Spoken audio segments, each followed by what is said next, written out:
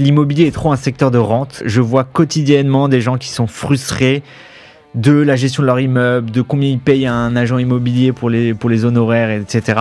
D'une qualité de service qui est structurellement mauvaise sur le secteur. Et ça, c'est dû pour moi au pouvoir des acteurs existants sur la législation, sur conserver leur part de marché, peu importe la qualité de service qu'ils ont. Si on veut construire les champions européens de demain sur l'immobilier, il faut déverrouiller ces secteurs. L'immobilier, c'est un cimetière aujourd'hui pour les startups. C'est tellement compliqué d'ouvrir un pays, d'investir dedans, ça prend tellement de temps et tellement de ressources que vraiment ouvre le pays avec la taille de marché la plus importante. Et en fait, on est aussi dans une époque, si tu veux, où il y a beaucoup de levées de fonds, etc. Et donc, en fait, 10 millions, en fait, t'es même pas sûr d'avoir un article dans un journal si t'as levé que 10 millions, tu vois. Notre série A, on l'a levé sans même aller la solliciter. Alors, comment on fait ça? Ce que tu viens de dire, il y a un certain nombre d'entrepreneurs qui nous écoutent qui disent « Mais attends, mais génial, mais moi aussi, j'ai envie de faire une série A sans aller la chercher. »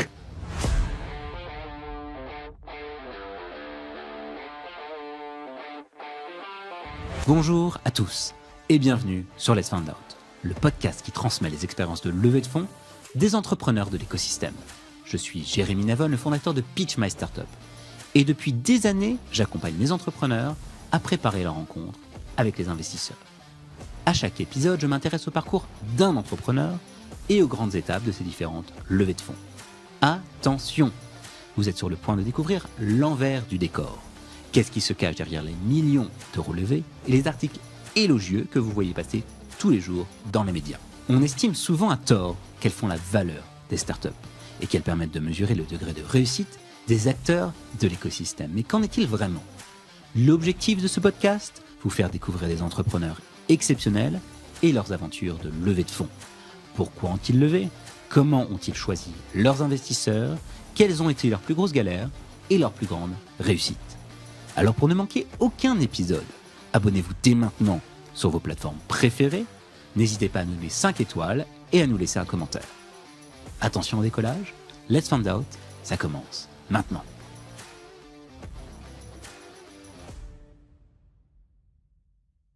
Aujourd'hui, je suis ravi d'accueillir Raphaël Di Miglio, CEO et cofondateur de Matera. Salut Raphaël. Salut, merci pour l'invitation. Matera est une startup qui accompagne les propriétaires à gérer leurs copropriétés et leurs investissements locatifs. Pour cela, vous proposez 2 solutions, Matera Syndic Coopératif et Matera Gestion Locative. Vous accompagnez aujourd'hui plus de 10 000 copropriétés clientes, soit quelques 150 000 copropriétaires partout en France et en Allemagne. Matera est une startup que tu as cofondée à la sortie de l'école avec tes 2 associés, Jérémy Krebs et Victor Prigent, en 2017. Vous êtes aujourd'hui plus de 200 collaborateurs. En 6 ans, vous avez fait 3 levées de fonds pour un montant total de 50 millions d'euros, dont on va parler tout au long de cet épisode. À titre personnel, tu es papa de 2 enfants, joueur de belote, semi-professionnel. tu nous en parleras. Tu as un master de l'ESCP et tu es diplômé de l'université Panthéon-Sorbonne en droit privé. Cher Raphaël, très heureux de t'accueillir sur le podcast. As-tu des éléments à ajouter à cette présentation? Je pense que le plus important, c'est le joueur de belote semi-professionnel. Mais j'essaie de me mettre un peu au paddle aussi et j'ai gagné au foot lundi soir, donc je suis en forme. Ok, waouh! T'as le temps de faire pas mal de sport en fait. Hein. Ah, c'est important ouais, pour me défouler, sinon je tape sur les gens. Ouais, il faut pas. Ouais, non, c'est déconseillé. Même s'ils sont 200. Du coup, est-ce que tu peux nous en dire un peu plus sur Matera? Ouais, carrément. Et écoute, c'est une boîte qu'on a montée en 2017 dans ce merveilleux secteur des syndics de copropriété. L'idée de base, c'est assez simple, on voit qu'il y a un gros problème sur le secteur avec un marché qui est très profond. Et on se dit, on va essayer de prendre le problème un peu différemment. Et le syndic de copropriété, donc c'est l'organe qui s'occupe de la gestion des parties communes des immeubles. Donc c'est la toiture, la cage d'escalier, etc. Et là où les acteurs traditionnels mettaient un gestionnaire tous les 50 immeubles, ce qui faisait qu'ils avaient une mauvaise qualité de service et pas mal d'opacité, nous on a décidé de développer une plateforme qui permet aux gens de gérer directement leur immeuble pour avoir plus de transparence, plus d'efficacité dans la gestion de leur immeuble. Et aujourd'hui, on en a 10 000 clients. Donc 10 000 syndics. 10 000 copropriétés clientes, ouais. 10 000 syndicats de copropriétaires. Ok, alors vous avez créé cette boîte en sortant de l'école ou en école? Alors moi j'étais en dernière année d'école, ouais. Ok. J'étais encore, c'est mon deuxième semestre, je me rappelle de dernière année. À l'ESCP. À l'ESCP, ouais. Et Victor, qui est mon associé depuis le début, me poussait pas mal pour me dire, en fait, c'est maintenant ou jamais qu'il faut monter une boîte. On n'a pas, tu vois, de contraintes financières, contrairement aujourd'hui avec des enfants. Tu connais ça avec tes 3 enfants. On est beaucoup plus libre que ce qu'on sera plus tard, et donc c'est le moment ou jamais de le faire. Et c'est lui, pas mal, qui m'a entraîné dans l'entrepreneuriat. Comment on se retrouve à entreprendre dans les syndicats de copropriété quand on sort tout juste d'école de commerce? Et écoute, on regarde beaucoup de vidéos de The Family avec une chaîne YouTube qui s'appelle Coup d'État à l'époque, qui dit notamment maintenant paria Oussama Ammar, qui dit trouver un secteur avec un gros problème et construisez une solution scalable par rapport à ce problème-là. Et donc il y a Payfit qui se lance sur la gestion des fiches de paie, il y a Alan qui se lance sur l'assurance santé, et donc nous on cherche vraiment ce secteur où il y a des problèmes et quelque chose à construire. Et il se trouve que moi j'ai acheté un appartement à Saint-Ouen en banlieue parisienne. J'ai vécu les problèmes que peuvent vivre les copropriétaires, donc recevoir un appel de fonds où on n'y comprend rien, pas pouvoir contacter son syndic, etc. J'en parle à mon associé, on commence à interviewer des copropriétaires, des acteurs du secteur, et là on se dit bah oui, il y a un gros problème et allons-y quoi. Tu dirais que c'était un secteur qui était assez artisanal jusqu'à maintenant? C'est un secteur qui est hyper artisanal, hyper dans l'opérationnel, très peu automatisé. C'est un secteur très artisanal, absolument. Donc vous décidez d'y aller full power, et pour ça, vous faites dès le début une levée de fonds. Le seed arrive au tout début de l'histoire de Matera? Alors non, pas au tout début. Alors ce qui se passe au début, c'est qu'il y a juste Victor et moi, et en fait on veut construire un produit tech, mais on n'a aucune compétence en la matière. Donc on commence à essayer de recruter un CTO, mais on n'a pas de produit, on n'a pas de clients, on n'a pas d'argent, et donc c'est dur de convaincre des gens de nous rejoindre dans l'aventure, quoi. Et surtout des CTO qui sont des gens qui sont très sollicités. Et donc ce qui se passe, c'est que Victor va apprendre à coder au wagon à Lille. Et c'est lui qui développe la première version de la plateforme avec Romuald, qui est toujours dans la boîte aujourd'hui. Et ça nous permet en fait d'avoir nos premiers clients, d'avoir nos premiers fonds d'investissement qui sont intéressés, et de montrer qu'il y a un vrai potentiel sur le secteur. Qu'il y a une traction. Et du coup, c'est plus facile d'attirer des bons profils. Et c'est là où Jérémy nous rejoint en tant que CTO, quand on lui montre que c'est quelque chose de concret et sur lequel on veut être sérieux par la suite, quoi. Et donc là, on commence à discuter avec des fonds d'investissement. Et on fait notre seed en 2018, donc un peu plus d'1 an après avoir commencé la boîte. Okay. Et vous levez combien à ce moment-là? Là, on lève, c'est un site qui se fait en 2 temps, donc c'est 1 million d'euros. D'abord 300 000 euros avec Kima et avec un groupe qui s'appelle Le Studio, qui sont les mecs qui avaient monté Price Match et qui ont monté Penny Lane aujourd'hui. Ok. C'est une sorte de startup studio? Non, c'était plus... en gros, des mecs qui ont fait un exit et qui veulent réinvestir un petit peu. Et donc, ils avaient investi dans une 15aine de boîtes, dont Matera. Okay. Et ils avaient investi avec Kima, le fonds de Xavier Niel. Et après, on a un fonds espagnol qui a complété le seed, donc qui avait rajouté 800 000 euros. Donc, c'était 1 100 000, je crois, en tout, le seed. Ok, c'est vachement intéressant. Comment vous avez fait pour intéresser un fonds espagnol au tout début? En seed, c'est rare, ça.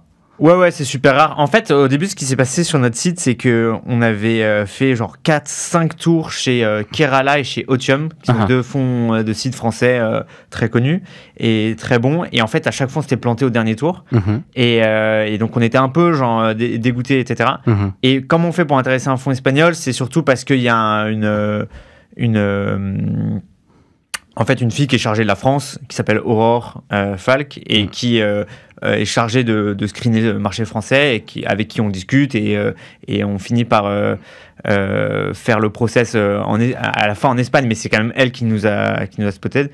Et en fait, sur la série B, c'est un peu la même chose. C'est un fonds qui s'appelle Mubadala, mais on a fait le deal avec Mubadala parce qu'il y a un partenaire qui est français et qu'il connaît un peu le marché français et il comprend le problème. Tu vois. Ce dernier fonds que vous avez attiré pour les séries B, c'est un fonds espagnol également? Non, c'est un fonds émirati. Ah oui, ok. Est-ce que tu dirais, c'est intéressant et forcément je pense qu'on se pose tous la question, est-ce que vous avez attiré un fonds espagnol parce que vous avez un nom, Matera, qui a une sonorité espagnole?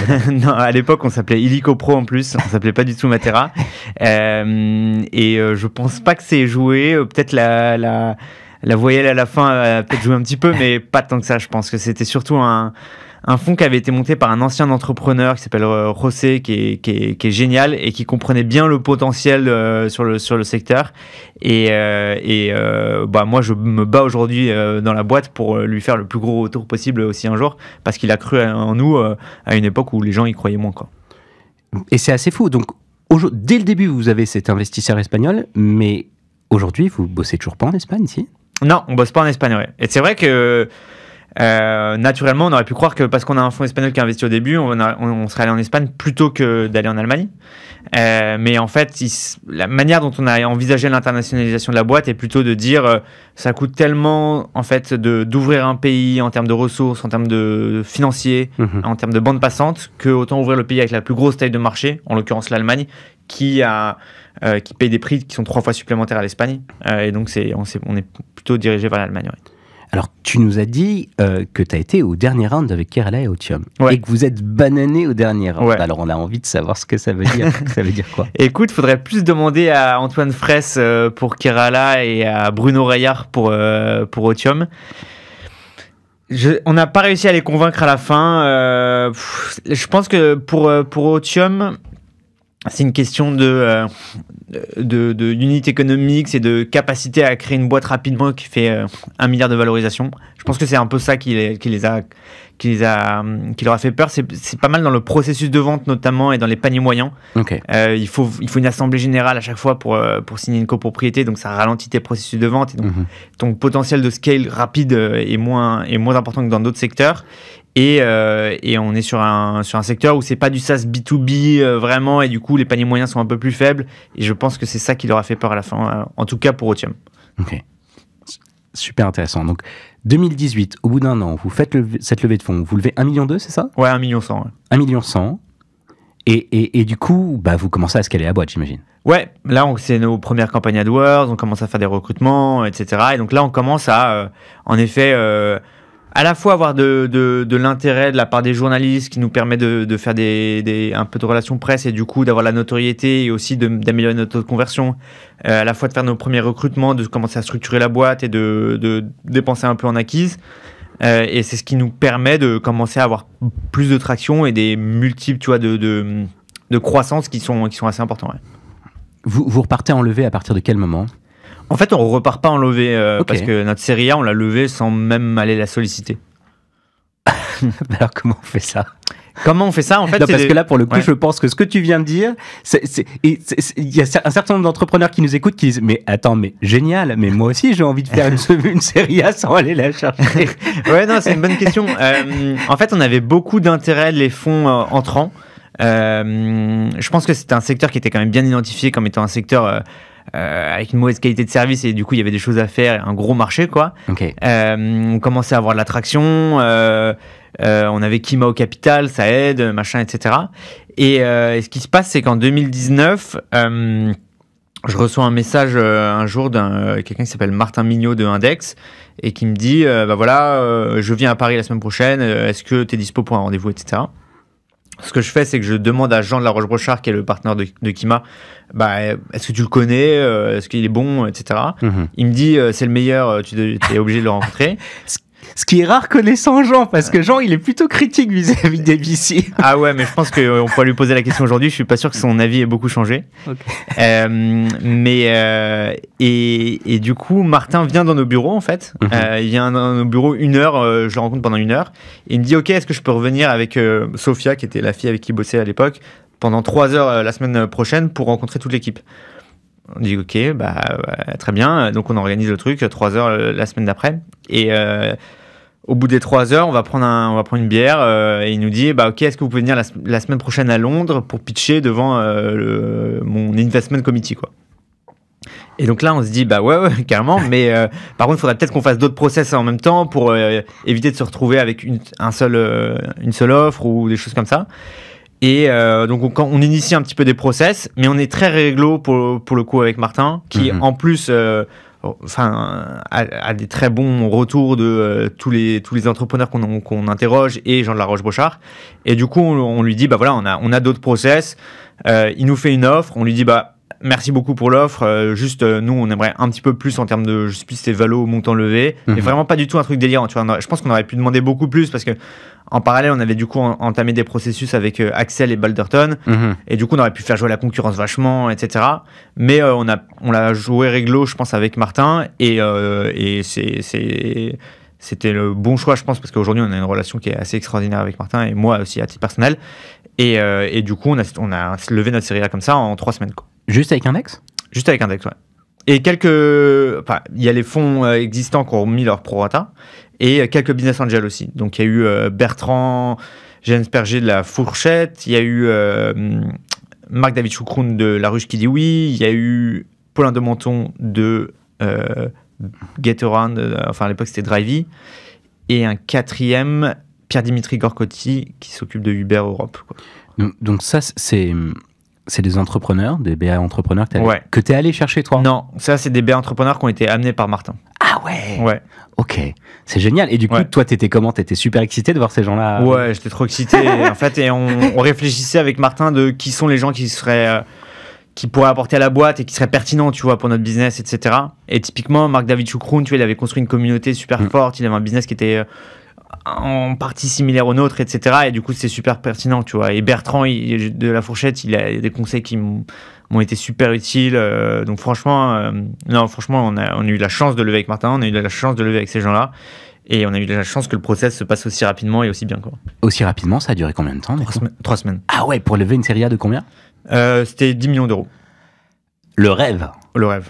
Intersidéral. Le rêve. Okay. Mais après, le problème que ça a posé, c'est que après, tu crois que toutes les levées sont comme ça, quoi. Et du coup, pour la série B, c'était un peu différent. Ok, on va y venir. Avant d'arriver sur la série B, ce que tu décris paraît exceptionnel, effectivement. une série A levée en 3 semaines avec Index, et puis surtout Martin d'Index qui va créer une team d'entrepreneurs pour t'aider, en fait, hein, pour te soutenir. C'est incroyable. C'est incroyable. Aujourd'hui, ces entrepreneurs CBA, ils sont forcément, enfin, ils sont encore dans la boîte. Ouais. Et tu les rencontres régulièrement. Ils continuent à te conseiller. Ouais, écoute, Bertrand, je l'ai déjeuné avec lui il y a pas si longtemps. Pierre-Dimitri, un petit peu moins. Paulin, j'ai eu un call avec lui récemment aussi. Et Marc-David, j'avais déjeuné avec lui l'année dernière, donc je les sollicite un peu moins qu'avant, mais je continue à les voir. Ouais. Mais par contre, effectivement, post-série A, tu les as pas mal sollicités. Ouais, carrément. Ouais. Donc là, tu te retrouves avec 10 millions. La boîte, elle a 3 ans, c'est ça ? Ouais, elle est à 2019, donc elle a 2 ans et demi, quoi. 2 ans et demi. Ouais. T'avais pas prévu d'avoir 10 millions sur ton compte à ce moment-là. D'avoir 10 millions. Qu'est-ce qu'on fait ? Ça fait notre boîte à 2 ans et demi. Alors, même si on a l'envie de la scaler très vite, on a envie d'aller très vite, on se retrouve avec 10 millions beaucoup plus tôt que ce qu'on pensait. Comment on gère ça ? Même émotionnellement, enfin... Émotionnellement, en fait, on a pas mal de détachement, Victor, Jérémy et moi. Je me rappelle le moment où on est à Londres, on reçoit l'offre, etc. Tu vois, on est à Londres et tu pourrais te dire, on va aller faire la grosse stuff, etc. Et en fait, putain, on allait dîner à 22h30. Je pense qu'on était couchés. J'ai dû fumer une clope, ce que je fais rarement, et c'est tout, quoi. Et donc, on avait pas mal de détachement émotionnel par rapport à ce truc-là. Et en fait, on est aussi dans une époque, si tu veux, où il y a beaucoup de levées de fonds, etc. Et donc, en fait, 10 millions, en fait, t'es même pas sûr d'avoir un article dans un journal si t'as levé que 10 millions, tu vois. Et donc, tu relativises pas mal, il y a pas mal de détachement par rapport à ça. Donc, c'est cool parce que ça te permet de bien développer ta boîte, etc. Mais pas mal de détachement, très honnêtement. Ouais, c'est vrai qu'à l'époque, les montants de levée étaient tellement... Ouais, c'était délirant. Délirant. Ouais. Enfin, 10 millions, c'était normal, quoi. Ouais, c'était normal. Ouais.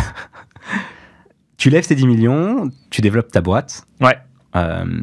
Et est-ce que tu crames beaucoup de cash à ce moment-là parce que tu en as pas mal ?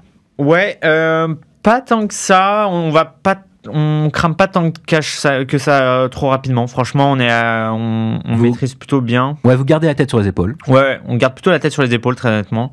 Après, on est dans une optique de aller chercher une série B dans les 24 mois après, tu vois. Parce que c'est obligatoire une fois qu'on a mis le doigt dans l'engrenage, quoi, d'une certaine façon. En fait, les VC, quand ils investissent dans une boîte en série A, c'est pour aller chercher des gros multiples de croissance et du coup, il faut investir pour aller chercher cette croissance, etc. Oui, c'est un jeu qu'on accepte très clairement quand on fait ce genre de levée de fonds. Et donc, Et donc, on recrute, on investit dans l'acquise, etc. Mais il y en a une bonne traction, on a des bons chiffres à ce moment-là. Et donc, on crame pas tant de cash que ça, et on a plutôt des bons chiffres au début, quoi, en tout cas. Et après se passe le Covid, quoi. Et là, Covid, ça veut dire plus de réunions physiques. Et en fait, plus de réunions physiques, ça veut dire plus d'assemblée générale. Et plus d'assemblée générale, ça veut dire plus de signature de clients.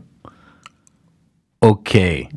Donc là, c'est embêtant. ouais. Okay. Et donc, alors, vous prenez ça en pleine face, comme tout le monde. Ouais. Vous mettez combien de temps à vous remettre de ce chaos ? Bah en fait, on met déjà 6-9 mois à ce que le gouvernement prenne des dispositions pour qu'on puisse faire des assemblées générales en visio. Ok. Donc la boîte s'organise plutôt bien, j'ai envie de dire, parce que du jour au lendemain, on vient plus du tout au bureau, mais on s'organise pour rester efficace et pour continuer à sortir des choses sur le produit. En fait, quand même faire des démos à des prospects, etc., même si on peut pas les signer. Et donc, on a un gros pipe de prospects qu'on est censé pouvoir closer dès que les assemblées générales vont reprendre, quoi. Ok. Et donc ça, c'est assez encourageant et c'est assez excitant finalement, tu vois. Parce qu'on croit que en fait, le Covid va accélérer le fait que les gens se rendent compte que en fait, ils n'ont pas tant besoin du gestionnaire qui vient pas chez eux, etc. Que les gens vont adopter plus, tu vois, des outils internet, etc. dans les copropriétés, même les personnes âgées. Et donc on se convainc un petit peu de ça. Et en fait, a posteriori, ce dont on s'est rendu compte, c'est que le cycle de vente s'est vachement allongé, tu vois, normalement il va durer 3-4 mois, là il va durer 6-12 mois, tu vois. Et aujourd'hui ou suite au Covid ? Non, pendant le Covid. Ok. Et du coup, l'impact que ça a eu, c'est que notre taux de conversion a chuté énormément parce que tu as beaucoup moins de momentum, tu vois. Normalement, tu fais ta démo, tu fais une réunion avec le conseil syndical, tu fais ton assemblée générale, ça déroule, tu vois. Là, tu sais pas quand est-ce que va avoir lieu l'assemblée générale, les gens ont le temps de se déchauffer, machin, de beaucoup discuter. Il y a moins de, tu vois, de rythme, etc. Et du coup, tout notre pipe qu'on croyait qu'on allait convertir, et ben en fait, on en a converti beaucoup moins, tu vois. Et ça arrive à peu près concomitamment à notre série B. Et donc c'est pas évident comme situation, quoi. Donc, si on résume, Seed en 2018, Serie A 2019. En 2019. Et là, on se retrouve donc le Covid, mars 2020. Ouais. Et vous aviez prévu de faire une série B à quel moment ? 2021, ouais. 2021, entre 2021 et 2022, quoi. Ok. Et c'est ce qui se passe ? Vous la commencez à quel moment ? On la commence, il me semble, début 2021, ouais. Donc assez tôt, en fait, d'une certaine façon. Ouais, assez tôt, mais tu vois, en fait, on avait quand même nos dépenses et on closait pas de clients, donc il fallait aussi qu'on anticipe un petit peu le sujet, quoi. Donc là, vous y allez. Là, c'est une démarche qui est pensée. Ouais. Okay. Là, on fait donc on a un CFO, on fait un deck, machin, etc. Et c'est différent de la série A, ouais. C'est dingo. Et avant ça, vous l'aviez pas fait ? Vous aviez pas fait de deck, vous aviez pas préparé votre roadshow comme... Pas du tout, non. En fait, on a fait le deck après avoir fait le premier rendez-vous avec Martin, tu vois. Ah ouais. On se dit, ah putain, on a... Enfin si, parce qu'on avait fait un deck, pardon, pour le seed, c'est pas vrai. Donc on a dû actualiser notre deck pour notre série A après avoir fait le rendez-vous avec Martin. Ouais. Ok. Mais là, pour le coup, c'est vraiment une série A que vous pensez... Une série B qu'on pense. Pardon, une série B que vous pensez, que vous stratégisez... Enfin, ouais. Bon, voilà. Carrément. Et donc là, tu rencontres beaucoup plus de fonds, c'est différent. Ils vont déjà, le principe même de la série B, c'est qu'ils vont aller beaucoup plus regarder les métriques. La série A, ils vont plus parier sur un marché, une équipe, un peu une exécution, et des premiers chiffres de traction. La série B, c'est quels sont les unit economics, quel est ton CAC, ton coût d'acquisition, quelle est ta lifetime value, combien tu burn, quel est le potentiel de taille de marché, etc. Et donc là, on est beaucoup plus challengé sur les chiffres. Ouais. Là, il y a un vrai audit, quoi. Ouais, il y a un vrai... l'audit, je dirais que c'est plutôt après la term sheet. Là, c'est vraiment une vraie phase de creuser les chiffres, quoi, et diguer tout ça. Et vous étiez prêt ? Vous étiez staffé pour ? Ouais, on était prêt parce qu'on avait un très bon CFO et voilà, on était prêts, nous. Après, le marché, encore une fois, était pourri parce que on n'avait pas les closings, on avait un pipe, ce qu'on appelait un pipe probabilisé, je me rappelle. Donc c'était les deals qu'on avait dans le pipe depuis longtemps, à qui on a attribué une pro-buy, on disait voilà, on va les closer dès que les assemblées générales reprennent, etc. quoi. Donc vous la commencé début 2021. Ouais. Et ça dure combien de temps ? Comment ça se passe ? Vous allez chercher essentiellement des fonds français, des fonds internationaux pour cette série-là ? Plutôt pour série B, pardon, B. Ouais, plutôt des fonds internationaux. Parce que c'est des niveaux de valo qui sont assez élevés et des montants qui sont assez élevés, et les fonds français proposent des valos qui sont plus faibles et des montants levés plus faibles. Et donc là, on rencontre, je pense, 20-25 fonds, je pense, à peu près. Et là, ça va durer 5 mois, je crois. Ce qui est raisonnable. C'est raisonnable, ouais. Donc ça s'est plutôt bien passé. Ça s'est plutôt bien passé. Enfin, ça a été dur. En fait, on a eu un premier intéressement très fort d'un fonds américain qui s'appelle Lightspeed, je crois. Je ne me rappelle plus du nom, mais je crois que c'est Lightspeed. Et en fait, là, ce qui se passe, c'est que c'est un partenaire qui est assez junior qui pousse le deal. Et en fait, Martin, il me dit, moi, en fait, les discussions vont assez vite, je rencontre d'autres partenaires, etc. du fonds, mais c'est vrai que moi, je me dis, en fait, on va aller jusqu'à l'investment committee, on est invité, etc. Du coup, ça a l'air de rouler, ça va le faire, quoi.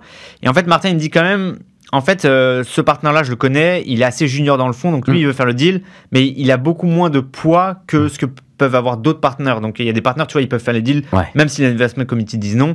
Lui, il est vraiment dépendant de ça, etc. Et en fait, là, je fais un zoom, je crois, d'1 heure avec l'investment committee. Ça se passe pas dingue. Je me rappelle plus trop, mais pas de prestations extraordinaires, quoi. Et eux, ils nous disent non. Et donc là, on se relance un peu dans OK, on reprend les discussions avec les autres fonds. Et en fait, assez rapidement, on a eu quand même une term sheet de Mubadala, en fait de Mubadala et de la BPI, qui était une term sheet commune. Et donc ça nous allait en termes de valo, en termes de montant levé, etc. Donc ça allait assez vite ensuite. Et vous avez levé combien pour cette série B ? 30 millions. Ok. 30 millions, donc vous avez closé en 2021 ? Ouais. Ok, et après, vous avez continué à lever depuis, en 2023, vous avez relevé de nouveau.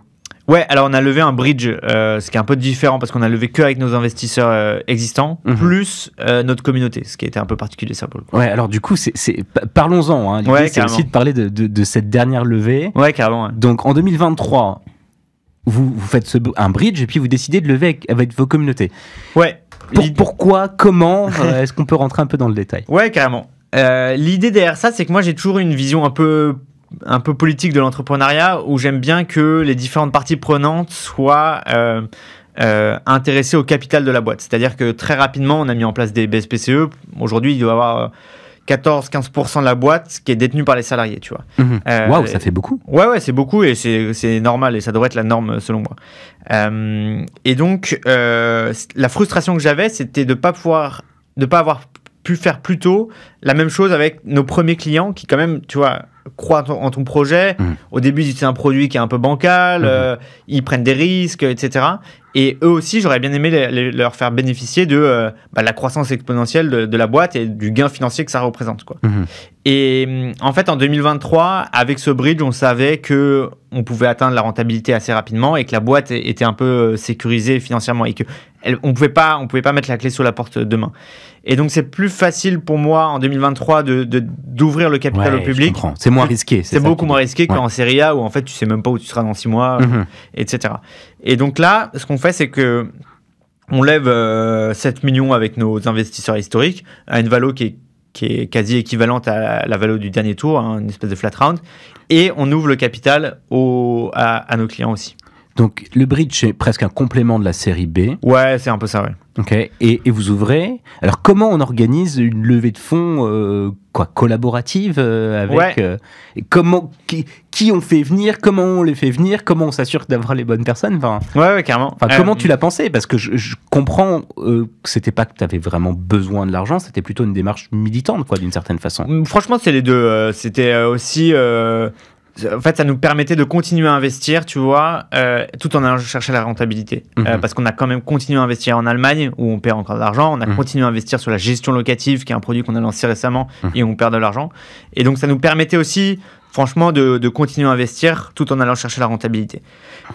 Et comment on fait ? En fait, bon, déjà, il y a plein de plateformes aujourd'hui qui te permettent d'organiser ça un peu, de structurer ça à la fois juridiquement et à la fois en termes de process. Tu vois, les gens peuvent se connecter sur la plateforme, investir directement avec leur carte bleue ou faire un virement, etc. Vous êtes passé sur quelle plateforme, vous ? Une plateforme qui s'appelle Crowdcube. Ok. Pourquoi Crowdcube, sorry. Pas de souci. Parce que en fait, Conto était passé dessus, Revolut était passé dessus avant, et donc tu as un track record et du coup, t'as pas trop à te poser de questions sur la fiabilité de la plateforme, quoi. Et comment ça s'organise? En fait, on a la chance depuis le début de la boîte d'avoir une communauté de clients et même un écosystème, j'ai envie de dire, de partenaires qui est très puissant, très soudé, très engagé, quoi. Et donc là, c'est fédérer cette communauté, c'est ce qu'on a fait tout au long, mais si tu veux, c'est la leverager à ce moment-là. Et donc, c'est pas mal de communication, donc des webinars, des communications mail. Moi, j'ai un truc qui s'appelle le Club Matera sur Facebook où j'ai 2000 clients qui sont qui échangent tous les jours sur des sujets. Et donc, c'est un peu leverager cette communauté pour que la levée de fonds participative se passe bien. Et après, c'est un peu de réseaux sociaux, un peu de presse, etc. Et ça a super bien marché, c'était super excitant et je suis trop content de l'avoir fait. Et j'aimerais bien le refaire un jour. Ça s'est passé en combien de temps? Ça s'est passé en 2 mois. Pour combien de 9 millions, c'est ça à la fin? Ouais, 9 millions. Donc 7 millions des investisseurs historiques et 2,2 millions de notre communauté. Ouais, avec combien du coup d'investisseurs 1000, je crois. Ah ouais? Ouais. Et c'est des tickets qui vont de 10 € à 150 000 €. Ah ouais, c'est dingo. Ouais. Ok, c'est fou. Donc il y a quand même, en fait, vous avez eu presque des business angels. Hein, ouais, carrément. Ouais. À 150 000 €, c'est des. Oui. Après les tickets de plus de 50 000, il doit y en avoir une dizaine, je crois. Ok. Est-ce que ça vous a permis également de faire du business? Qu'est-ce que ça vous a permis au-delà de l'argent que vous avez levé? Qu'est-ce que ça vous a apporté? Ça nous a apporté.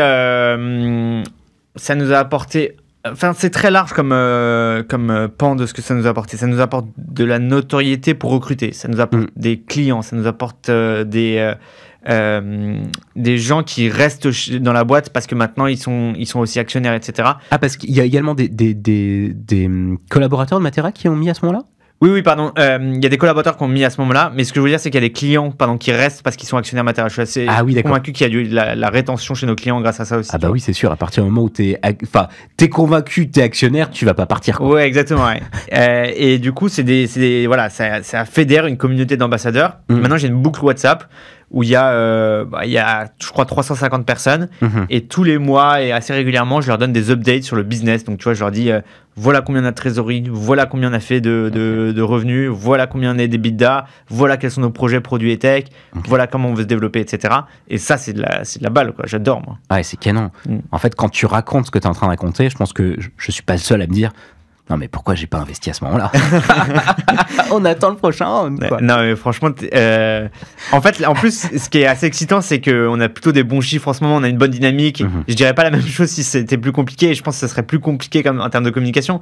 Mais là, il y a un bon momentum, on a une bonne dynamique et la boîte va plutôt bien, donc c'est assez excitant aussi d'interagir avec cette communauté, quoi. Ouais, j'imagine. C'est quoi le meilleur conseil qu'on t'ait donné tout au long de ces dernières années? Le meilleur conseil qu'on m'ait donné, laisse-moi réfléchir 2 minutes.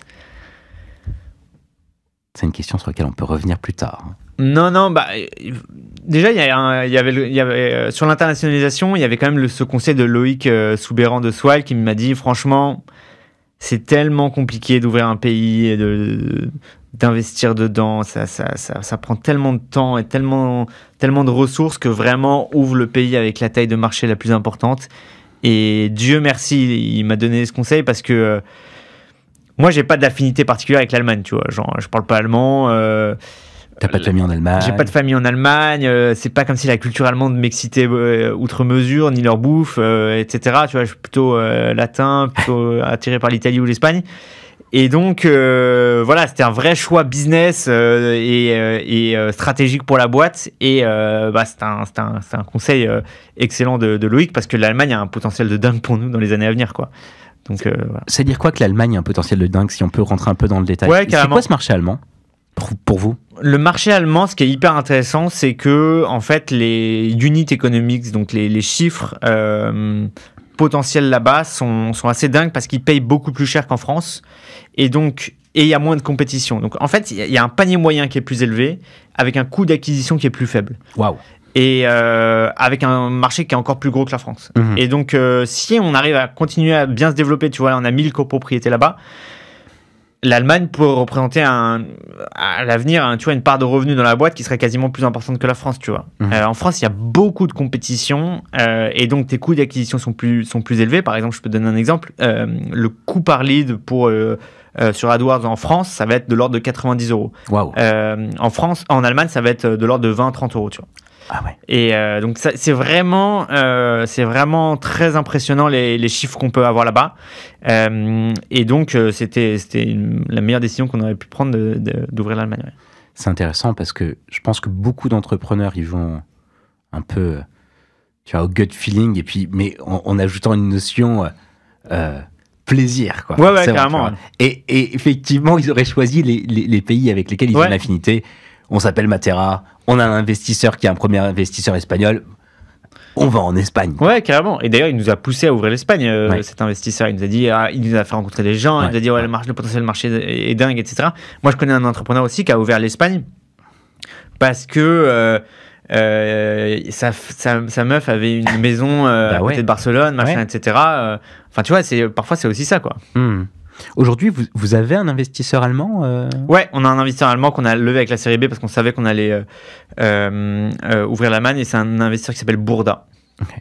Ouais. Avec lequel, comment vous l'avez rencontré En fait, on a cherché un peu des fonds allemands et je crois que c'est une intro qui nous a dû être faite par Martin de Index ou Fred de Mubadala ou peut-être nous qui l'avons sollicité, je sais plus. Et encore là, il y a un partenaire qui est français, donc ça facilite aussi beaucoup.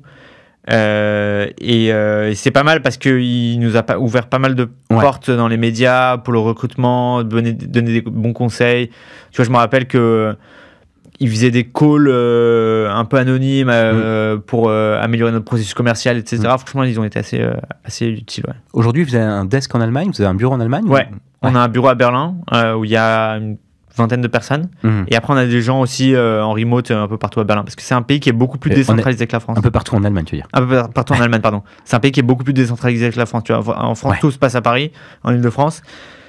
En Allemagne, tu as le système des Länders avec un fonctionnement qui est beaucoup plus décentralisé. Et donc, on a des gens en région beaucoup plus qu'en France.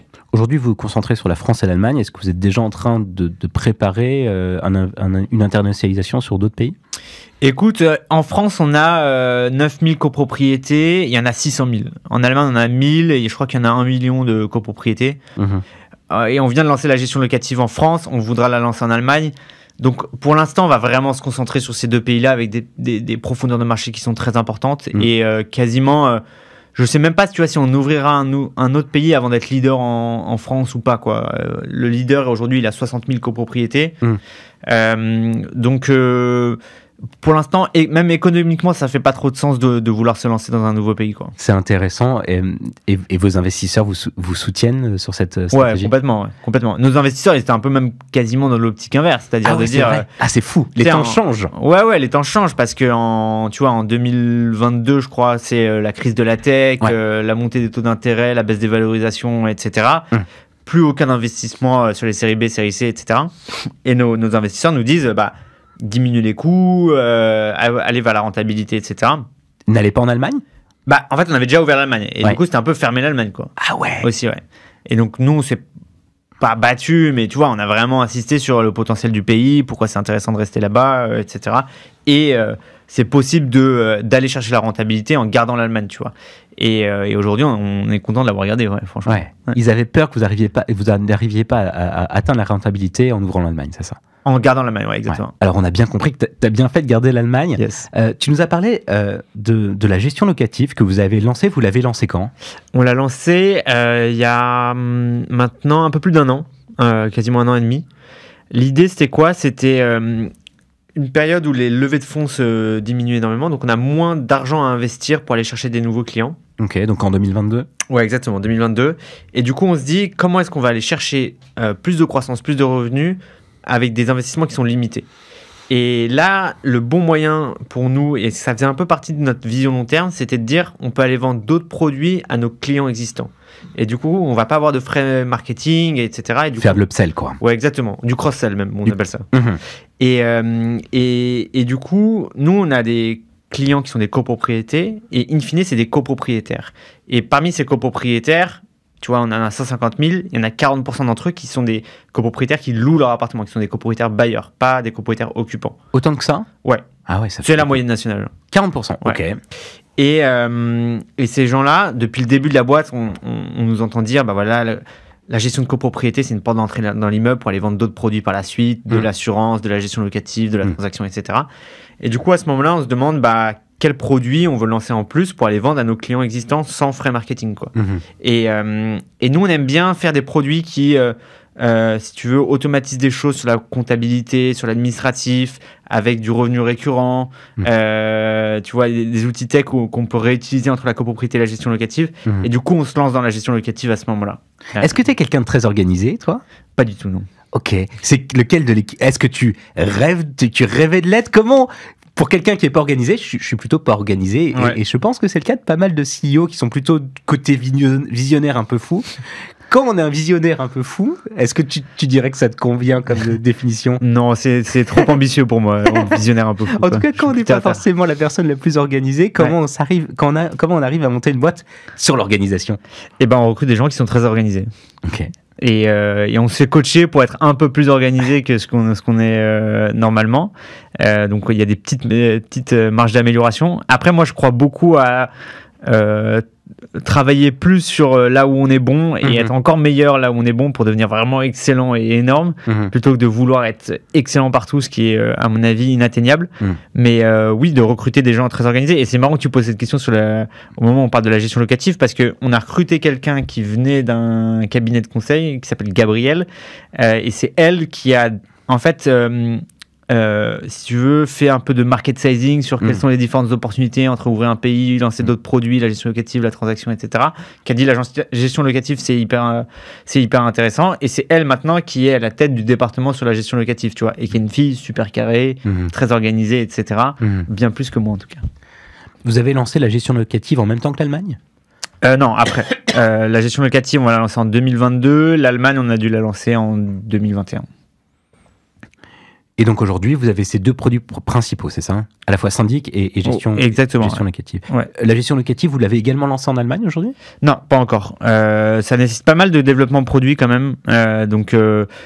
En France, déjà, on s'est beaucoup concentré sur ce qu'on appelle la déclaration fiscale, parce que tu sais, il y a un régime fiscal qui s'appelle la location meublée non professionnelle, et tu connais ça, et c'est assez compliqué, tu vois, de faire sa déclaration fiscale, de tenir sa comptabilité, etc. Et donc, on a beaucoup investi sur le produit pour automatiser ça et faire en sorte que ça prenne quasiment pas de temps. Et en Allemagne, j'ai aucune idée de quel serait notre axe, tu vois, de lancement sur l'Allemagne, quoi. Ouais, c'est compliqué parce que les systèmes sont différents. Les systèmes sont complètement différents, et je sais qu'il y a un pain en France sur ce sujet-là et qu'il y a un potentiel. Donc, on a commencé par là, on a fait un peu de recherche de locataires, de gestion courante, mais ça, c'est un bon axe de différenciation. En Allemagne, je ne sais pas trop à quoi ça ressemblera, quoi. Aujourd'hui, comment vous allez chercher de nouveaux propriétaires qui ne sont pas forcément clients de la première solution, mais qui peuvent être clients sur la gestion locative. Franchement, entre 80 et 90% des clients sur la gestion locative sont des clients qui sont sur la copropriété. Après, maintenant, il y a une marque Matera. On a pas mal d'articles dans la presse. Les gens nous connaissent de plus en plus. On essaie de faire différents, si tu veux, médias. On a lancé une chaîne YouTube, etc., un peu de réseaux sociaux. Et donc, voilà, il y a un peu de trafic naturel et de trafic direct qui vient pour la marque Matera, je pense. J'ai une question. Ouais. Parce que comment on fait aujourd'hui quand on est une start-up dans l'immobilier avec tous les bad buzz qu'il y a eu dernièrement comme type Mastéos, des start-up dans l'immobilier, quoi. Ouais, carrément. L'immobilier, c'est un cimetière aujourd'hui pour les startups. En fait, il y a eu toutes les boîtes sur la transaction qui se sont cassées la gueule. Donc, il y a eu Proprio qui a été racheté par son concurrent italien, mais pas dans des conditions idéales, je pense. Liberkeys qui a été revendu au Crédit Mutuel. Tu as Haussmann qui survit un petit peu. Sur la gestion locative, tu as Flatlooker qui a été revendu à un fonds d'investissement. Tu as eu... plein de boîtes qui ont été soit revendues, soit mises au tapis. Donc, tu as eu Mastéos qui a été mis au tapis. Tu as eu Luco même sur l'assurance habitation. Donc ouais, l'immobilier c'est pas facile pour les startups. On pourrait discuter pendant des heures de pourquoi et quelles sont les principales raisons. Mais ça m'intéresse en 2 mots. C'est quoi ton analyse là-dessus? Mon analyse, elle est double. C'est que bon, l'immobilier ça touche à quelque chose de physique et tu vois, c'est pas tu peux pas faire comme dans une fintech que un produit tech et le vendre comme ça automatiquement ou sur d'autres choses qui se passent uniquement à distance, sans physique, etc. L'immobilier, tu vois, tu as besoin à la fois d'intervention humaine et de toucher à quelque chose de concret. Donc, c'est assez particulier. Donc, c'est moins scalable que d'autres secteurs, je pense, rapidement. Et puis après, il y a je pense particulièrement dans l'immobilier, il y a une mainmise des acteurs existants et un très fort lobbying des acteurs traditionnels pour conserver leur rente et faire en sorte qu'il n'y ait pas de nouvel entrant sur le marché, quoi. Et donc, c'est très compliqué aujourd'hui, par exemple, de changer de syndic. Et ce qui fait que peu importe si tu as une bonne qualité de service ou pas, et tu vas être renouvelé parce que c'est trop compliqué aujourd'hui de changer de prestataire, quoi. Et ce qu'on a pu voir, tu vois, sur l'assurance où tu peux renégocier plus rapidement, sur ton contrat d'énergie, dans les télécoms, etc., où tu peux renégocier beaucoup plus facilement aujourd'hui.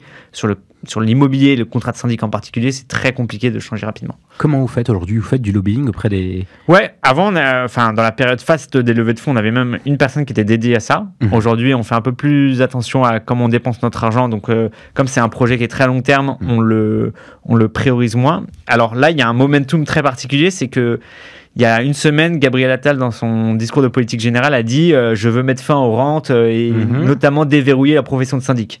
Alors là, on était genre ébahis devant ce truc-là. Et donc là, on a repris un petit peu, tu vois, de lobbying. On a rencontré des députés. Là, j'ai rédigé une tribune qu'on a envoyée hier aux Échos. On espère qu'elle va être publiée. Donc là, on a repris un peu de lobbying, ouais, clairement, pour justement... c'est assez bien formulé, déverrouiller la profession syndic. En fait, c'est juste accélérer la possibilité pour les consommateurs de changer de prestataire, quoi. Est-ce que tu dirais que le fait que ce marché soit verrouillé comme ça et que ce soit compliqué de changer de syndic aujourd'hui, c'est le principal défi auquel tu fais face? Alors, c'est marrant quand on posait la question de quel est le principal frein à la croissance de Matera aujourd'hui, je répondais clairement ça, le fait que il n'y ait qu'une seule assemblée générale par an où c'est très compliqué de changer de syndic, c'est la raison pour laquelle on a 10 000 et pas 100 000 copropriétés, quoi. Donc oui. Ok. Est-ce que tu as d'autres grands défis auxquels tu as dû faire face ces dernières années? Oui, je pense à 2 défis. Un, c'est le management déjà le management de manière globale, j'ai envie de dire, dans la boîte. Et tu vois, on sort d'école, on n'y connaît rien et du coup faut apprendre un petit peu. Il faut déjà prendre conscience qu'il faut apprendre et ensuite apprendre et le diffuser dans toute la boîte. Tu t'es fait coacher? Je me suis fait coacher à titre personnel, on s'est fait coacher à titre de boîte et on continue à se faire coacher. Et donc là, on commence à être un petit peu meilleur. Donc ça, le management et le management des profils un peu plus seniors, etc., c'est un challenge assez important. Et après, le deuxième challenge, c'est en fait, quand on a commencé la boîte, pour nous, tout était un peu évident. Et même, j'ai envie de dire, pour les 10 premières personnes, tout était évident de où est-ce qu'on veut aller, comment on veut le faire, etc. Et en fait, on a grossi très rapidement et on est assez vite passé à 200 personnes. Et pour nous, c'était évident. Pour les personnes, en fait, on se rendait pas compte que c'était plus évident. Et en fait, il a fallu un peu poser une vision long terme à la boîte, des valeurs, des choses comme ça. Et c'est quelque chose qu'on a fait un peu sur le tard. On a eu du mal à, en fait, trouver les bons termes sans édulcorer ce qu'on avait nous en tête et ce qu'on imaginait. Et ça nous frustrait un peu de devoir juste le limiter à quelques mots. Aujourd'hui, on l'a fait et je vois le potentiel que ça a sur les gens dans la boîte parce que maintenant, c'est beaucoup plus clair. Tu vois, aujourd'hui, dans la boîte, on a une vision long terme qui est très claire. On est maître de notre destin financièrement et on a une culture qui est très forte. Et ça, ce cocktail-là, c'est très puissant pour la suite, quoi. Du coup, on a envie de savoir, c'est quoi cette vision long terme et cette culture, comment vous l'exprimez aujourd'hui? Ouais, la vision long terme, c'est des logements bien gérés. Ça nous plaît bien parce que ça définit exactement quel est notre secteur, tu vois, le logement et comment on veut le faire, la bonne gestion des logements, ça nous parle bien. Et derrière bien géré, il y a pas mal de trucs parce que c'est des trucs qui touchent à la rénovation énergétique, au pouvoir d'achat, enfin, etc. Donc ça nous plaît bien. Et sur les valeurs, il y en a 4. Alors elles sont en anglais, donc je sais, ouais, bon, il y a la transparence, ça c'est assez clair, mais on le met enfin, je sais que ce terme a été pas mal édulcoré, mais on le met en œuvre très concrètement dans la boîte. Tout le monde a accès à la grille des salaires, tout le monde a accès aux chiffres de la boîte en termes de trésorerie, de résultats mois par mois, enfin quasiment jour par jour, etc. Sur toute la prise de décision, etc. Il y a beaucoup de transparence et même on essaie de le faire en public. Au-delà de juste en interne, en externe aussi. Donc ça, la transparence, c'est vraiment important. Il y a une valeur qui s'appelle Stand Together, parce qu'il y a un truc qui est assez important pour nous. Pour te donner un exemple, c'est que pour signer un client, il faut que ce soit voté en assemblée générale. Et nos commerciaux, ils vont assez souvent dans les assemblées générales. Et il y a un truc marrant qui se passe, c'est que souvent un commercial accepte d'aller en assemblée générale pour son collègue sans lui demander de variables en plus, etc. Et en fait, quand on a réfléchi un petit peu, ce truc-là de solidarité entre nous, c'était assez important. Et donc, ce truc de Stand Together, c'était important. Fast Impact, ça veut dire qu'on va avoir de l'impact concret sur les gens et le faire rapidement. Et la 4e m'échappe à l'instant, mais j'y repenserai peut-être plus tard. C'est sûr, on va la retrouver. Ouais. Est-ce que tu étais stressé lors des différentes levées de fonds qui ont été les tiennes? De la façon dont tu l'as décrit, ça paraissait super facile. À part la série B où tu nous as dit que c'était un peu plus compliqué, mais en même temps tu l'as fait en 5 mois, ce qui est un temps assez court. Est-ce que tu étais stressé et comment tu as fait pour gérer ton stress à chaque fois? Alors, pour la série A, j'étais pas trop stressé, franchement. Pour la série B+, je me rappelle de... En fait, ce qui s'est passé, c'est qu'entre le moment où on a reçu la term sheet, en fait, déjà, avant de recevoir la term sheet, on a quand même eu un refus, enfin, quelques refus, etc. On n'avait pas 10 000 fonds qui étaient intéressés, donc on était un peu stressé, tu vois, de se dire, en fait, est-ce qu'on va réussir à lever ou pas? Donc, mais on a continué les process, on a reçu une term sheet, etc. Et en fait, entre le moment où on a reçu la term sheet et le moment où on a closé le deal, bah en fait, c'était un peu le moment où, justement, ce momentum dont je te parlais tout à l'heure dans notre processus commercial, en fait, tout le pipe qu'on avait probabilisé, bah, on closait moins bien que le probabilisé. Et donc là, il y a eu des discussions un peu tendues avec nos futurs investisseurs pour dire, en fait, bah, vous avez closé un peu moins bien, donc est-ce qu'on reverrait pas un peu la valo, etc. Et là, je me rappelle de discussions WhatsApp à minuit et demi où je descends en bas de chez moi, fumer une clope, etc. Un peu relou, avec des invests pour trouver le bon deal, la bonne valo pour que tout le monde soit d'accord. Et en plus, du coup, faut que tout le monde s'aligne sur le montant levé, montant investi par chacun, la valo, etc. Et là, c'était un peu chiant. Ouais. Je me rappelle, c'était pas des jours très marrants. Après, moi, j'aime bien ça, franchement. Je suis un peu stressé, mais ouais. T'aimes bien être dans le dur. J'aime bien être dans le dur, ouais. J'aime bien la négo. J'aime bien être dans le dur. Ouais. Et du coup, et comment tu fais pour le stresser au-delà de fumer une clope une fois de temps en temps? Ouais. Tu nous as parlé de sport au début. Est-ce que c'est ça qui te permet de le gérer? Est-ce que certains prennent un bain chaud tous les matins? Non, ouais, un bon foot, un bon 5 contre 5, c'est pas mal. Une clope, une bonne teuf quand c'est terminé.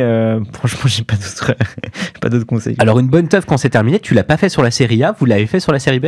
Alors, on l'a pas fait tout de suite après avoir signé la série A, mais je pense qu'on a dû faire une bonne teuf avec l'équipe quand même un moment, tu vois. Et pour la série B, on a fait un séminaire pas trop longtemps après où je me rappelle c'était sympa quand même, tu vois. Même si c'était genre, tu vois, en Ardèche, je sais pas, on n'est pas allé à Ibiza ou un truc comme ça, hein, tu vois, mais... Plus personne, c'est fini, ça c'était à la grande époque. Ouais, c'est vrai, c'est un peu fini. Comment t'as géré les relations avec tes équipes, tes amis, ta famille? T'as 2 enfants pendant cette dernière période de levée de fonds. Avec ma famille, bah déjà ma mère, au début, elle croyait pas du tout au projet. Après, quand elle a vu que ça commençait à grossir, elle y a cru un peu plus. Et maintenant, c'est soutien fidèle. C'est marrant. Elle fait quoi, ta maman? Elle est en pré-retraite là, mais elle était avocate en droit immobilier, donc. Ah oui, d'accord. Ouais. Donc malgré tout, dans la famille, il y avait. Ouais. Et alors d'ailleurs, pour la petite histoire, mon grand-père était un peu promoteur immobilier et à un moment de sa vie était syndic de copropriété aussi. Donc c'était. C'est marrant pour la petite histoire. Mais bref. Et et elle y croyait pas au début? Non, elle y croyait pas du tout. Ouais. Ok. Je me rappelle d'un dîner chez elle où elle me disait c'est n'importe quoi, enfin, etc. Mais après, elle y croyait pas, mais tu vois, elle était quand même genre fais-le, tu vois. Ok. Elle croyait pas au business, mais elle disait quand même fais-le, lance-toi, etc. Donc, ok. Quand même, ça. Donc ça, c'est ta maman qui, au début, n'y croyait pas, mais te soutenait quand même et te soutient de plus en plus. Okay. Ouais, exactement. Et maintenant, elle est grande ambassadrice. Non, j'ai eu de la chance aussi que ma copine soit très compréhensive, très supportrice. Après, ça... très compréhensive, très supportrice, mais c'était aussi un peu compliqué parce qu'elle me disait... Moi, j'ai toujours voulu avoir des enfants. Et donc je lui disais c'est le bon moment, etc. Elle me disait mais non, tu fais que travailler, c'est stressé, machin, etc. Arrête de raconter des conneries.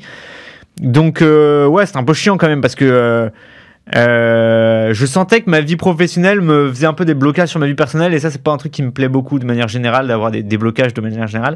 Mais in fine ça s'est décanté et du coup on a 2 enfants maintenant quoi. Ok. Est-ce que tu dirais que être papa, ça te rend meilleur entrepreneur ? Oui, très clairement. Ok, en quoi ? En quoi ? Bah déjà, ça te rappelle qu'est-ce qui est important de qu'est-ce qui est pas important. Tu vois, ce qui est important, c'est de rentrer à la maison, se marier avec les enfants, etc. Et du coup, ça relativise les petites emmerdes du quotidien, un client qui t'engueule, j'en sais rien, un truc qui se passe mal avec un investisseur ou... un problème RH, enfin j'en sais rien, tu relativises vachement et tu prends vachement de distance par rapport à ça. Et puis, en fait, ce qui est intéressant aussi avec les enfants, c'est le côté un peu, genre, acceptation de l'irrationnel et de la patience nécessaire, etc. Et la volonté d'encore une fois s'améliorer, etc. Et donc, voilà, si j'ai envie de m'améliorer avec mes enfants, j'ai envie de m'améliorer aussi avec la boîte, enfin, c'est un cercle vertueux très important, quoi. Même s'il y a un peu de fatigue et un peu de... je me fais hurler dessus à 2h du matin. Quoi. Ouais. Est-ce que tu as eu un pire rendez-vous investisseur ? Un pire rendez-vous investisseur. Qui s'est vraiment pas bien passé. Tu n'es pas obligé de faire du name and shame, tu n'es pas obligé de dire qui. Ouais. Après, si tu veux, tu peux. Ok. En fait, dans notre seed, on avait eu une offre d'un fonds français pour 1 million d'euros. Qu'on a refusé parce que Jean de la Roche-Brochard nous a dit je veux plus jamais faire un deal avec eux. Si vous levez avec eux, j'investis pas dans la boîte. Ah ouais. Ouais. On en parlait tout à l'heure. Jean, il est cash, il aime pas tous les fonds d'invest. Ouais, exactement. Alors je crois que le fonds a fait un peu amende honorable. En gros, à ce moment-là, ils avaient fait des trucs pas très clean sur des deals sur lesquels Kima était co-investisseur.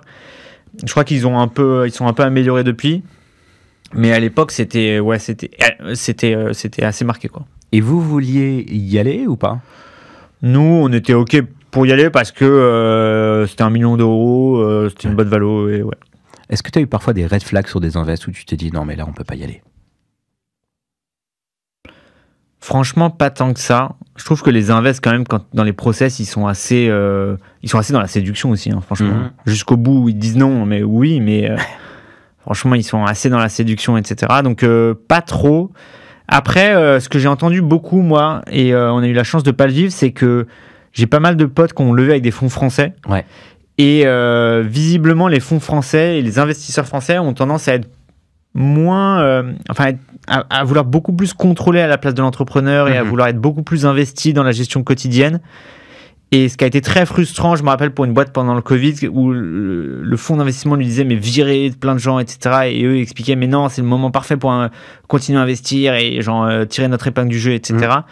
Et nous, on n'a jamais vécu ça, tu vois. Et je pense que les fonds anglo-américains ou les fonds internationaux de manière générale ont peut-être plus d'expérience, plus de savoir-faire dans la manière de se positionner par rapport à l'entrepreneur et la boîte.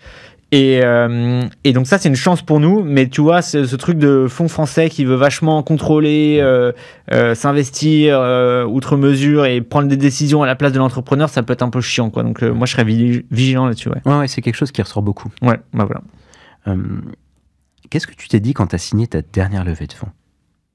Je me suis dit, il peut plus nous arriver grand-chose. L'avenir de Matera est à peu près assuré.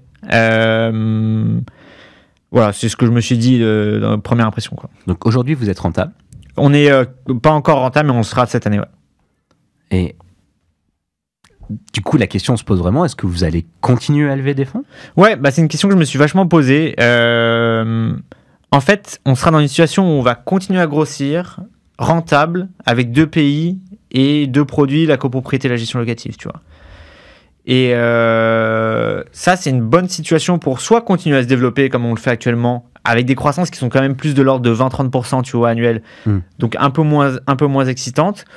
Ou alors, tu vois, relever une série C, tu vois. Mais lever une série C dans des conditions où tu es rentable, tu continues à grossir, tu as 2 potentiels de marché qui sont énormes, c'est quand même d'excellentes conditions pour la suite. Donc on sera assez opportuniste sur le sujet, tu vois. Ok. Et à ce moment-là, vous pensez aller lever auprès de VC, plutôt auprès de banques? Bah, c'est une bonne question, ouais, parce que si tu veux lever auprès de VC, tu as plus intérêt à avoir plus 50% de croissance que 20-30%, tu vois. Donc c'est pas sûr de quel profil on aura. Potentiellement un corpo, enfin... Ouais. Non. Pas trop, non. Non, mais après, t'as différents fonds. T'as des fonds un peu qui sont entre le VC et le PI, donc le private equity. Ouais. On verra, quoi. Mais en effet, si on veut aller chercher plutôt du VC, on a plus intérêt à aller faire 40-50% de croissance en étant rentable, plus que 20-30%, quoi. On arrive sur les dernières questions avant les questions de conclusion. Quel conseil tu donnerais à un jeune entrepreneur qui souhaite lever pour la première fois? Pour la première fois. Il souhaite lever parce qu'il a besoin de lever, on est d'accord. Hein. Ouais. Il souhaite lever parce c'est bien de le préciser, ouais. Je lui dirais, déjà fais un peu de chiffre d'affaires, un peu de revenus. Montre que ton business existe et que tu sais aller chercher des clients. Fais parler un peu de toi, mais sans aller solliciter directement des fonds. Voilà, c'est un peu une stratégie de dire, en fait, ma boîte est sexy, je sais comment faire, je sais construire une équipe et j'ai une bonne vision sur mon marché et je sais aller chercher mes premiers clients. Je suis pas vraiment à la recherche de fonds, etc. Mais si vous voulez investir, je vous écoute, quoi. C'est un peu ce truc de créer un truc de FOMO. En tout cas, en seed, je pense que c'est important de le construire comme ça. Faire parler de soi sans aller solliciter directement les gens, je pense que c'est une bonne manière d'exciter les fonds d'investissement. Ouais, je trouve que le conseil est très très bon. Est-ce que tu as un shout-out, un remerciement à faire à... Alors, on t'a déjà remercié beaucoup de tes investisseurs, mais à certains de tes investisseurs en particulier. Écoute, Aurore et Rossé qui bossaient chez Sam et Pata pour avoir cru en nous dès le début. Martin qui a été un soutien inconditionnel depuis le début de la boîte et qui, même si on a eu des périodes où on s'est un peu frité, aujourd'hui quand même une relation qui est assez profonde et stable. Fred sur le dernier tour qui est toujours dispo sur WhatsApp. Voilà, franchement, c'est les gens avec qui j'interagis quotidiennement, quoi. Quel entrepreneur de ton réseau aimerais-tu entendre à ce podcast? De mon réseau? Ouais, enfin, entrepreneur que tu connais, que tu aimes bien, et tu dis, tiens, ce serait cool qu'il vienne là sur Let's Find Out. J'aimerais bien l'écouter. Yes. Je pense que ce serait... Alors, je connais même pas son nom, tu vois. Mais c'est le mec qui a monté un truc qui s'appelle Upway dans le reconditionnement des vélos électriques. Je suis un grand un fervent défenseur du vélo versus la bagnole. Et contrairement au président qui adore les bagnoles, je trouve qu'il a monté une boîte qui est assez extraordinaire sur un secteur compliqué où il arrive à se développer très rapidement, etc.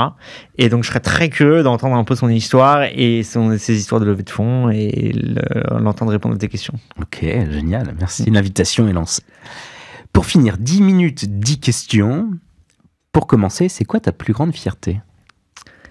Ma plus grande fierté, c'est mes enfants, franchement. Ok. Quelles sont les dernières choses qu'ils ont fait qui te rendent fier?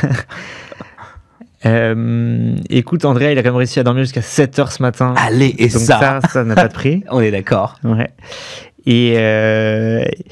Et Alma, à la piscine, elle est passée en dessous d'une barrière toute seule, etc. Et franchement, j'étais très impressionné par son courage et voilà. Non, mais tu vois, c'est des petits trucs de merde du quotidien. J'adore. Moi, je m'émerveille constamment, quoi. C'est essentiel. C'est vachement important. Ouais.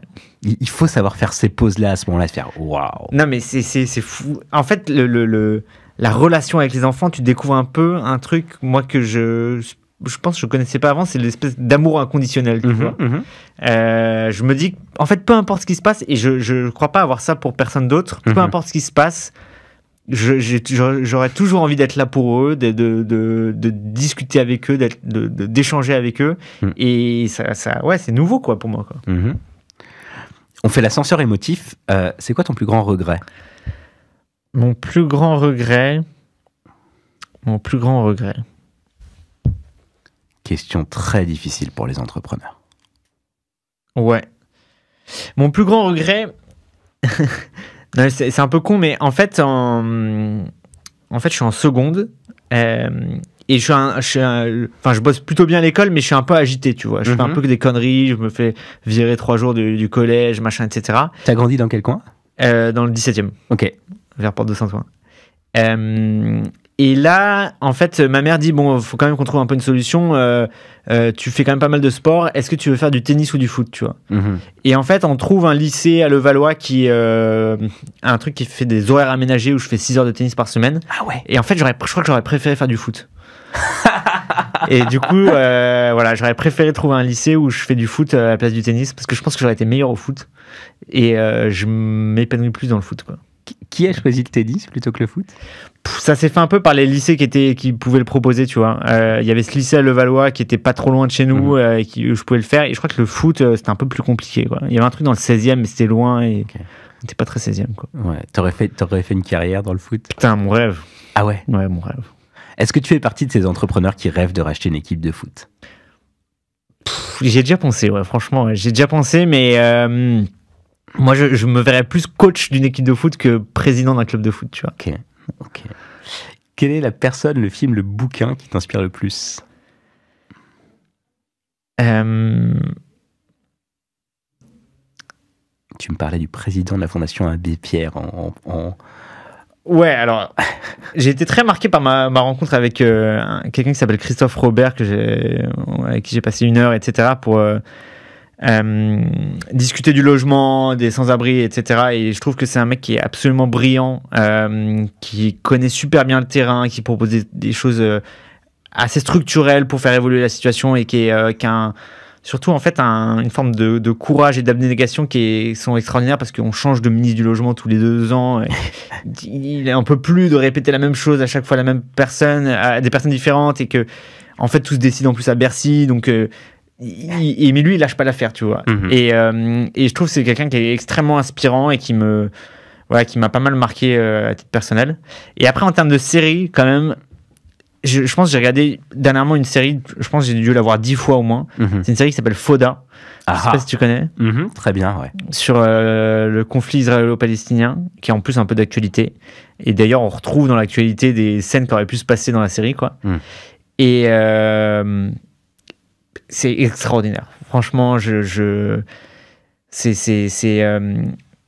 on comprend mieux le côté, si tu veux, engrenage dans je kidnappe ta sœur, en fait, tu tues 3 membres de ma famille, et du coup, il y a un attentat.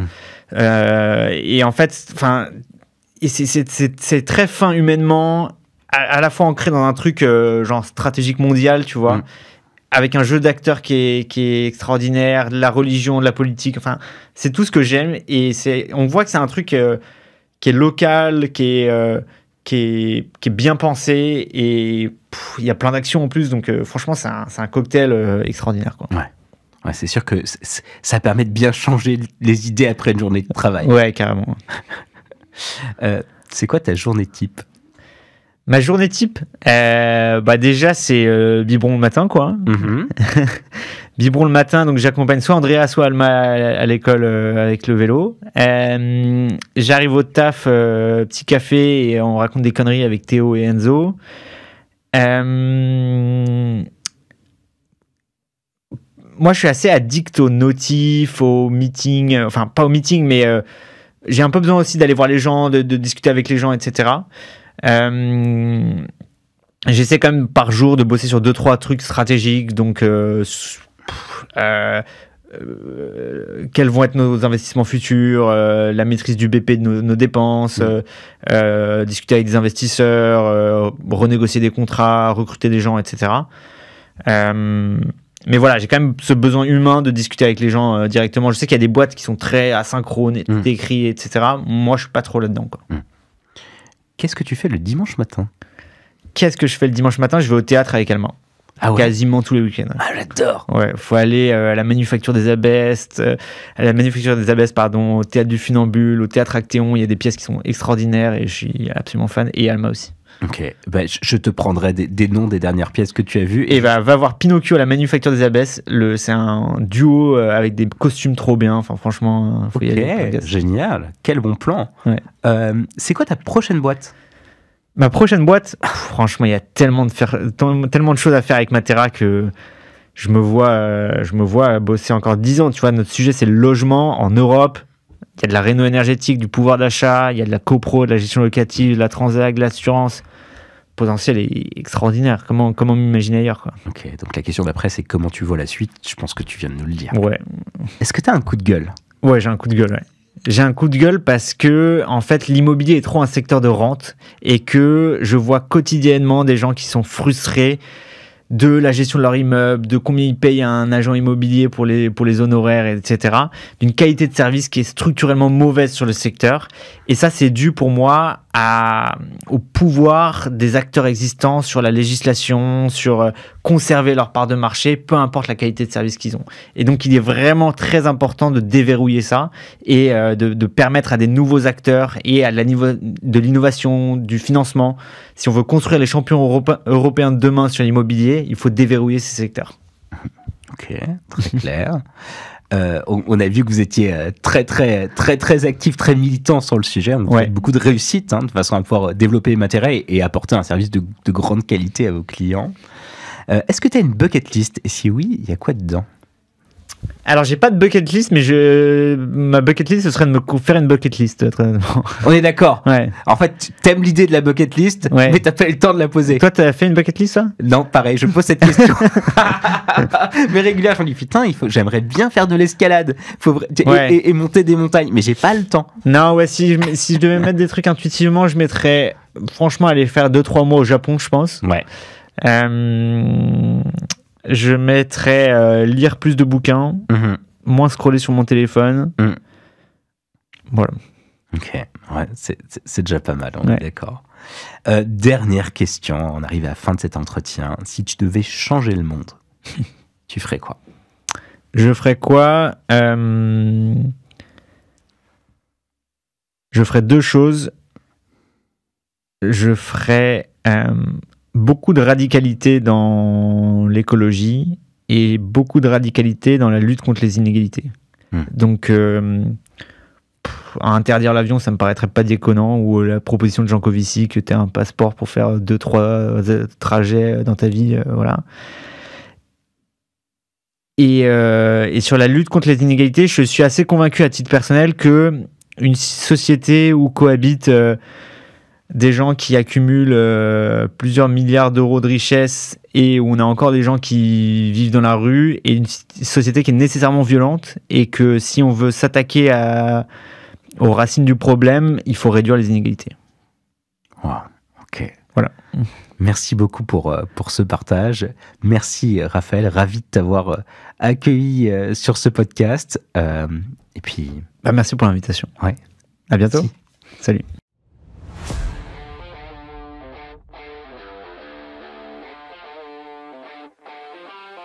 Chers auditeurs, merci de nous avoir écoutés jusqu'au bout. J'espère que vous avez passé un bon moment en notre compagnie et que vous avez appris plein de choses sur la levée de fonds. Si ce podcast vous a plu, aidez-nous à le faire connaître. Parlez-en autour de vous, à vos amis, à vos proches, qu'ils soient entrepreneurs en levée de fonds ou tout simplement curieux d'entrepreneuriat et d'innovation.